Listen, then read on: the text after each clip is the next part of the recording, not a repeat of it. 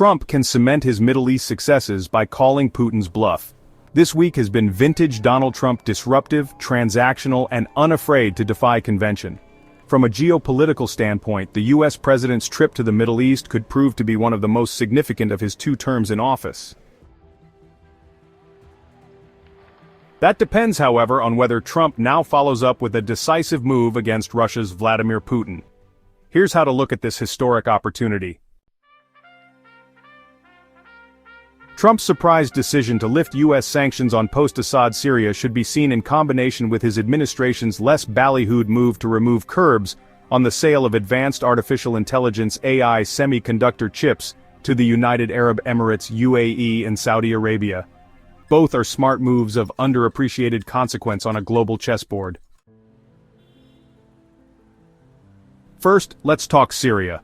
Trump had nothing to do with the December 8 fall of dictator Bashar al-Assad, which came in the final days of the Biden administration, ending 50 years of repressive Assad family rule.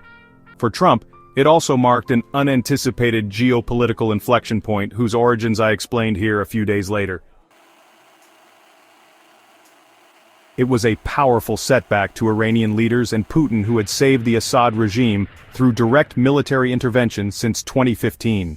By lifting sanctions now in such high-profile fashion in Riyadh, Trump has seized high diplomatic ground at low cost.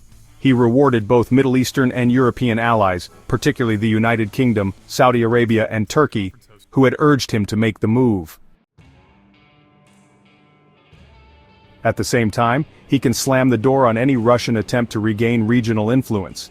Moscow spent years propping up the Assad regime, but it collapsed anyway, in no small part because Russia moved military assets from Syria to support its Ukraine war.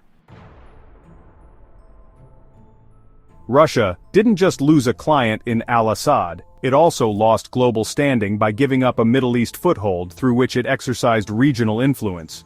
Trump should follow up by proposing a regional security pact excluding Russia and China, and building upon his Abraham Accords. Now let's talk artificial intelligence. What do advanced computer chips have to do with Syrian sanctions relief? If the Syria move is about checkmating Russia, then the chip move is about outmaneuvering China. Do both at the same time, and you frustrate the no-limits partnership that Putin and Chinese President Xi Jinping declared in opposition to Washington back in February 2022. President Joe Biden's move late in his administration to limit UAE and Saudi access to the United States' most advanced chips via the AI diffusion rule was designed to limit the technology's proliferation to China. But in the region, it was perceived as a slap in the face of countries willing to invest tens of billions of dollars in American AI companies and their infrastructure. A Gulf official told me some colleagues in his country wondered whether they had made the right bet as they confronted U.S. restrictions, even as DeepSeek raised concerns that China over time could match or surpass U.S. capabilities. Both Trump moves are calculated gambles with sound logic behind them. Regarding Syria, Trump has reckoned it's worth taking a chance on the new leadership in Damascus and giving it a fresh start. That's even though new President Ahmed Al-Sharaa, who led the offensive against Assad, was designated by the United States as a terrorist alongside his Hayat Tahrir al-Sham movement, given their historic ties to al-Qaeda. Al-Sharaa renounced his ties to al-Qaeda in 2016, and now commits that his regime will be inclusive and respect all his country's religious and ethnic sects. The jury is out, but a good outcome is more likely with Washington involved. Regarding artificial intelligence, Trump is betting that the Emiratis and Saudis will protect cutting-edge U.S. technology from leaking to China, as the Biden administration feared. What he's gained in return are arguably the deepest-pocketed investors in the world, who at the same time hope to maintain close ties to Beijing, their largest fossil fuel customer. With an accelerating tech race this uncertain and with the stakes so high, give Trump credit for deciding rather than dithering. A third news story this week may seem unrelated, that of the first direct peace talks between Ukrainian and Russian officials in Istanbul, but it's not. Trump has expressed concern that Putin may be tapping him along. That's a welcome, if belated, sign that he and his administration recognize that they are being played by a wily adversary who believes all of Ukraine will fall to him if he can buy time and neutralize U.S. support for Kyiv. It's time to call Putin's bluff amid his failure to engage seriously in peace talks that would preserve Ukraine's sovereignty, security, and freedom to join Western institutions.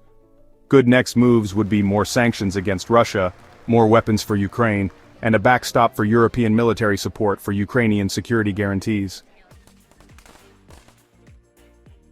A Putin failure in Ukraine coming on the heels of his Syria failure would be a geopolitical triumph of historic consequence and perhaps even worth a Nobel Peace Prize for Trump, something I wrote about late last year.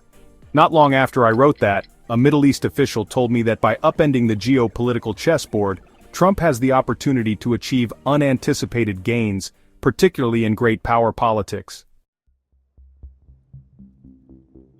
The danger, he said, was that Trump pays too little attention to the secondary consequences of his decisions. The economic cost of his Liberation Day tariffs, and his decision to back off their most extreme version, underscored both this Trump peril and his ability to self-correct. If Trump will now also self-correct on Russia, he can again confound his critics, showing that he can be disruptive, transactional, convention-defying, and geopolitically shrewd all at the same time. Trump shouldn't miss this historic opportunity.